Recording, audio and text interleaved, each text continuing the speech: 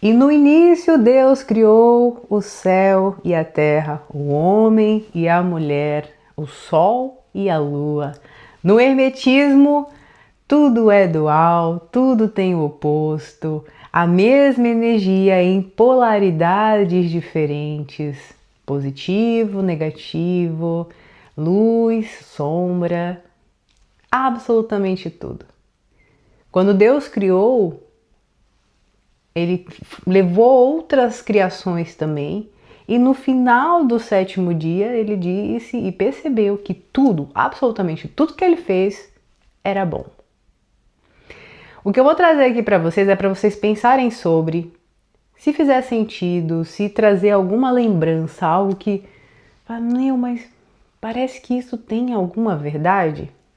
Tome para você aquilo que faz sentido, não é uma verdade absoluta, porque estamos vivendo cada um a sua própria realidade. E o que eu vou trazer aqui é só para vocês refletirem sobre, pensem sobre isso. Em que momento a realidade, em que momento nós, enquanto seres humanos, começamos a negar um lado da criação e aceitar somente o outro lado, polarizar, desequilibrar? Em que momento a gente começou a separar o que é certo e errado, o que é bom e mal? Em que momento a gente começou a fazer acepção de pessoas, colocar pessoas em caixas, dizer que o que o fulano faz é certo e errado? Em que momento a gente começou a reprimir dentro da gente mesmo a energia que a gente nega e isso se transformar numa linda sombra capaz de manifestar na nossa vida ações e reações com o nosso próximo, com o outro? A dualidade, ela foi feita para experimentar. Uma criança só sabe que o fogo arde e queima quando ela experimenta colocar a mão em cima do fogo, e a partir disso ela entende que ali dói e que ela prefere não colocar. Percebe? Precisou ter a experiência, e assim é a vida.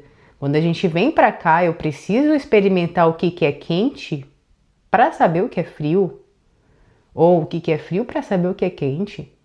E aí escolher a homeostase, o equilíbrio.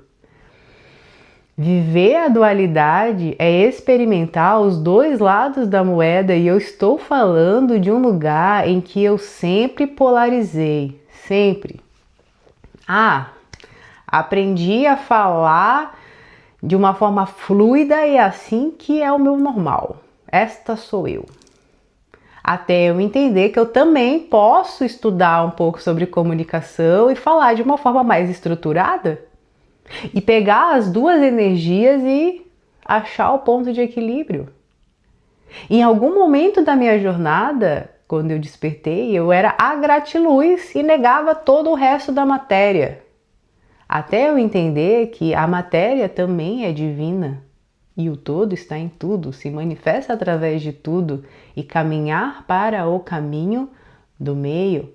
Só que antes de eu vir para o meio, eu fui para a matéria, fiquei lá, banhada na matéria, que é o que a gente está normalmente antes do despertar. A gente está envolto à matéria. Aí a gente desperta para o espiritual. E aí a gente assume que só o espiritual é que faz sentido. Até o momento em que aquela luz espiritual, ela revela nossas sombras. E aí a gente caminha até as nossas sombras para acessar de verdade a nossa luz. É nas sombras, é nas feridas que a luz se revela. E é no caminho do meio que está o divino. O divino, ele não está no passado, ele não está no futuro, ele está no agora. E o agora a gente só consegue acessar quando a gente simplesmente unifica todas as coisas e percebe que tudo é a totalidade se manifestando. Percebe? Em que momento da nossa vida a gente começou a dizer que o que a fulana faz é certo e o que o ciclano faz é errado? E se o combinado com Deus do ciclano fazer o que faz foi exatamente isso? Uma folha não cai da árvore se não houver a intervenção divina. Tudo é divinamente guiado. Não adianta dizer o funk é algo que não é divino, sendo que a informação, a inspiração do funkeiro foi fazer o funk porque é o divino fragmentado, manifestando ele mesmo na matéria. Aí eu sento aqui como a puritana e falo que eu sou mais que o fulano, sendo que não, eu recebi o meu chamado, assim como tu provavelmente recebeu. Tem gente que sentiu o chamado de ser mãe. Clícia, eu tenho um sentimento de que eu vim para trazer uma consciência para os meus filhos diferente da consciência que eu recebi. Olha que chamado lindo! Aí a gente às vezes coloca numa questão de porque o chamado do fulano é mais que o... Não! Todos são chamados. São tão grandes quanto. E tudo é divino. Tudo é divino. Tudo é divinamente guiado.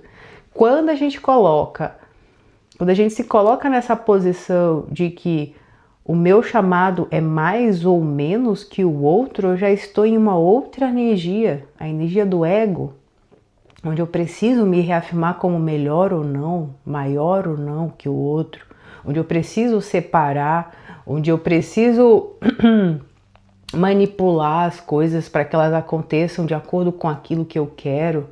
Percebe? Então o divino, essa energia divina, ela é infinita, ela não cabe em moldes, ela não cabe em caixas, ela não cabe em conceitos. Até isso que eu tô falando aqui pode ser somente uma face dele, e que uma outra pessoa traga outra face, outra parte do quebra-cabeça. Toda e qualquer pessoa é o divino manifestado. Eu sou ele aqui, tu é ele também. A gente só precisa tomar consciência de que ele está o tempo inteiro nos guiando e falando: filha, confia em mim, só na minha voz, só no teu sentimento, só no teu corpo. E que todo o resto, todo esse ruído externo vai te dizer ao contrário daquilo que tu tá sentindo, mas segue o que eu estou te dizendo. E aí a gente tira também essa coisa de querer agradar ao homem, querer agradar ao mundo.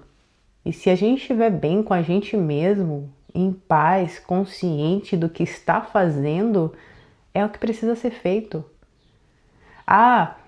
Religião X, Y e Z, todas são caminhos, todas é o divino também se manifestando. O funk, então quer dizer que o funk o Beethoven também é, o forró também é, o eletrônico também é, tudo é o divino. Tudo foi criado a partir de uma informação e aí a gente materializa. Percebe? Somos canais. O caminho do meio é eu experimentar as polaridades, acessar o equilíbrio e seguir. O caminho do coração, o caminho do sentir. Jesus falou sobre isso, Buda falou sobre o caminho do equilíbrio e tá tudo certo no fim das contas.